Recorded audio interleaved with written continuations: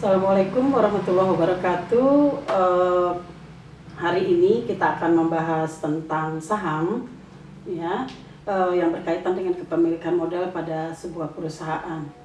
Nah, pengertian dari saham itu adalah surat berharga yang memuat kata saham. Harus tertulis kata-kata saham, ya, sebagai bukti kepemilikan atau penyertaan modal pada sebuah perseroan terbatas. Ya, waktu kita membahas di hukum dagang tentang perseroan terbatas, bahwa perseroan terbatas itu adalah sebuah badan hukum yang modalnya terdiri dari zero. Ya, itu di hukum dagang. Kemudian masuk ke hukum surat berharga, maka kita akan membahas sahamnya secara spesifik. Nah, untuk bisa memahami tentang saham secara detail, Anda juga harus membaca Undang-Undang Nomor 40 Tahun 2007.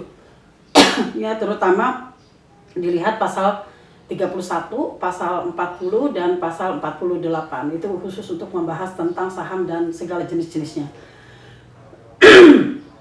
Nah, kemudian ada beberapa syarat, ya, bagaimana sebuah saham itu dapat dikategorisasikan sebagai surat berharga. Ya, ada ciri-cirinya.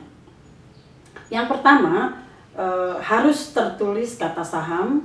Yang kedua, ada nilai nominalnya, harus ada nilai nominalnya, berapa rupiah menurut mata uang negara tempat saham itu diterbitkan. Kemudian yang ketiga adalah nama pemiliknya, karena menurut Undang-Undang Nomor 40 Tahun 2007, saham yang diterbitkan oleh sebuah perseroan terbatas harus ada tertulis nama pemiliknya. Ya, walaupun di dalam KUH Dagang ada pembagian saham, jenisnya ada saham atas nama dan saham atas tunjuk. Ya, akan tetapi dengan asas lex specialis derogat lex generalis, maka keberlakuan kitab Undang-Undang Hukum Dagang itu kemudian dispesialisasikan di dalam Undang-Undang Nomor 40 Tahun 2007 tentang perseroan terbatas. Ya, jadi harus ada nama pemiliknya. Nanti kita akan lihat pengecualiannya, ya. Kita lanjutkan dulu pada ciri-cirinya. Kemudian harus ada tanggal diterbitkannya. Ya. Kemudian nomor seri saham, nomor serinya, kemudian penerbit dan tanda tangan dari penerbit, kemudian ada klasifikasinya, ya, ada jenisnya saham apa, itu harus ditulis di dalam kertas saham tersebut, ya. Nah, pengertian surat berharga saham tidak selalu harus misalnya di dalam nilai nominalnya tertulis misalnya Rp3.000 misalnya begitu.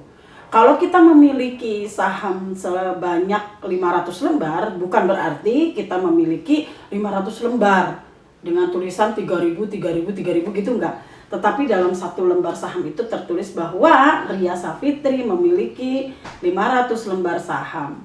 Ya, itu satuannya lot namanya kalau di bursa efek, ya.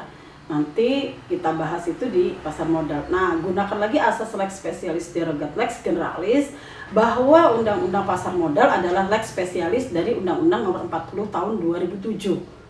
Ya, untuk saham atas tunjuk, ya. Karena di dalam Undang-Undang Perseroan Terbatas pertama kali mendirikan perseroan terbatas, saham itu harus atas tunjuk.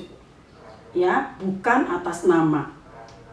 Harus atas nama, keliru saya. Harus atas nama, bukan atas tunjuk. Nanti kalau sudah public offering, baru kemudian atas tunjuknya muncul, dan itu tunduk dengan Undang-Undang Nomor nomor saya lupa, tentang perseroan terbatas, tentang penanaman modal, ya. Nah, itu ya ciri-ciri dari saham. Kemudian jenis, ya, kita lihat beberapa jenis saham. Ada yang dilihat dari segi klaimnya.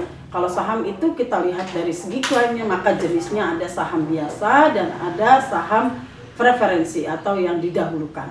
Kemudian syarat-syarat dan lain sebagainya lihat di dalam Undang-Undang Nomor 40 Tahun 2007. Kemudian kalau dilihat jenisnya dari cara peralihannya, yaitu saham atas nama dan saham atas tunjuk. Kemudian dari segi kinerja pasar modal, itu jenis saham itu aneka ragam lagi, lebih banyak lagi. Ada saham blue chip, ada saham income stock, ada growth stock, ada spesialis stock, ya, ada spekulatif stock, kemudian ada lagi counter cyclical stock. Ya, itu jenis-jenis kalau kita lihat dari segi kinerja pasar saham. Kemudian ada lagi jenis lainnya, ada saham prioritas, ada saham pendiri, ada saham bonus, ada saham konversi. Misalnya saham itu beralih dari jenis preferensi ke saham atas nama misalnya, atau dari saham atas nama berubah ke atas tunjuk pada saat sebuah perusahaan melakukan public offering. Nah, ini masuk di dalam jenis saham konversi, terjadi perubahan jenis saham.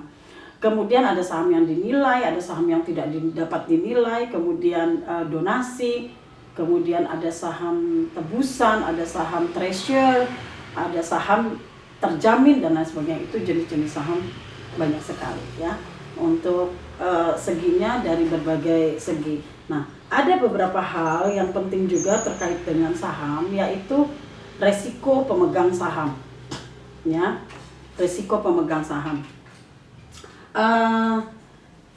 Yang pertama, bisa jadi seorang pemegang saham itu tidak mendapatkan dividen, karena dividen adalah keuntungan perusahaan. Kemudian sebuah perusahaan misalnya tidak mendapatkan keuntungan atau mengalami kerugian, maka punya potensi pemegang saham tidak akan mendapatkan dividen ya. Ini sangat dipengaruhi oleh kinerja perusahaan tersebut. Kemudian ada lagi resiko yang kedua, dan ini juga perlu diperhitungkan oleh pialang misalnya gitu dalam menawarkan pada pembeli-pembeli. Misalnya capital loss ya. Jadi pemegang saham bisa juga nanti modalnya itu hilang ya, karena harga sahamnya lebih rendah pada saat harga beli. Ini biasanya terjadi di pasar saham. Belinya 3.000, kemudian saat tertentu dan kondisi-kondisi kritis keuangan dari sebuah perusahaan, kemudian nilai saham itu menurun ya, nilai nominal dari saham itu menurun. Oh iya, berkaitan dengan harga saham itu ada dua jenis sebetulnya saham itu harganya. Ada harga nominal dan ada harga pasaran. Ada harga pasar gitu, dimana saham itu apabila masuk ke dalam pasar modal setelah public offering atau go public ya, istilah umumnya misalnya seperti itu. Nah, itu ada perubahan harga. Apabila kinerja sebuah perusahaan baik ya, keuntungannya tinggi, kemudian kredibilitas keuangannya bagus, positif dan wajar, maka saham itu akan meningkat harganya di pasar saham. Bisa jadi harga nominal yang tertulis di dalam saham itu 3.000, tetapi harga pasarnya menjadi 5.000 misalnya, atau 4.000. Nah, akan tetapi seorang pemegang saham bisa jadi capital loss, mengalami capital loss, kehilangan itu apabila kinerja perusahaan tidak baik dan tidak memberikan keuntungan, sehingga di pasar modal nilai dagang atau nilai pasar di pasar saham, nilai perdagangannya menurun, jadi lebih rendah daripada harga pembelian. Harga jual lebih rendah daripada harga pembelian. Ini disebut sebagai capital loss ya. Nah, sehingga terpaksa untuk menghindari kemungkinan hilang sama sekali, biasanya para pemodal dan pemegang saham ini kemudian menjual harga sahamnya di bawah harga nominalnya. Nah, istilah ini biasanya secara ekonomi disebut cut loss, untuk memotong atau mengurangi atau mengeliminir kerugian pada penurunan harga saham ya. Kemudian resiko yang ketiga yaitu adalah apabila sebuah perusahaan dilikuidasi gitu ya, atau dipailitisasi secara badan hukum, dipailitisasi dan secara ekonomis disebut dilikuidasi karena ketidakmampuannya mencairkan saham itu ya, jadi likuiditasnya terganggu ya. Biasanya perusahaan-perusahaan yang palit ini kemudian dibuang namanya dari daftar pada pasar modal, delist namanya ya, di delist, DLIST gitu ya, dikeluarkan dari daftar nama perusahaan yang ada pada sebuah pasar modal ya. maka pemegang saham ini akan ada pada posisi yang lebih rendah dari pemegang obligasi. Ya, nanti kita bahas berikutnya obligasi. Ya, di pemegang saham itu sebagai pemilik perusahaan, kedudukannya menjadi lebih rendah dari pemegang obligasi, karena pemegang obligasi ini adalah kreditur, jadi ditunaikan terlebih dahulu, ya. Nah, apabila terjadi pilotisasi, ya, itu pemegang obligasi didahulukan, diistimewakan daripada pemilik modal atau pemegang saham. Nah, ini juga tunduk pada undang-undang pilotisasi untuk pembagian dan lain sebagainya. Tetapi pada umumnya obligasi dulu diselesaikan dari penjualan aset yang disita, kemudian baru sisanya pada pemegang saham. Ya, nah, kemudian ada lagi delisting itu tadi ya, yang dikeluarkan dari daftar perusahaan. Ini apabila kinerja sebuah perusahaan itu buruk, ya, mengalami kerugian terus-menerus. Kemudian dalam kurun waktu beberapa kali yang seharusnya membagikan dividen tidak dapat membagikan dividen, ya, maka dia akan delisting, dikeluarkan daftar namanya dari pasar modal, ya. Kemudian resiko berikutnya adalah saham disuspend, ya, dihentikan sementara waktu dari aktivitas perdagangan. Ya, di bursa ini sudah masuk ke peraturan di Bursa Efek.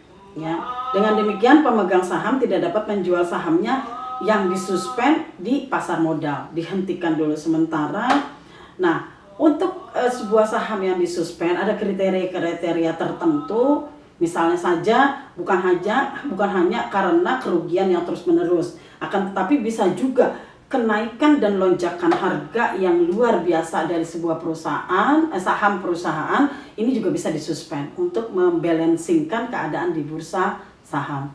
Demikian pembahasan tentang saham, nanti kita lanjutkan dengan surat obligasi yang terhubung erat dengan saham. Assalamualaikum warahmatullahi wabarakatuh.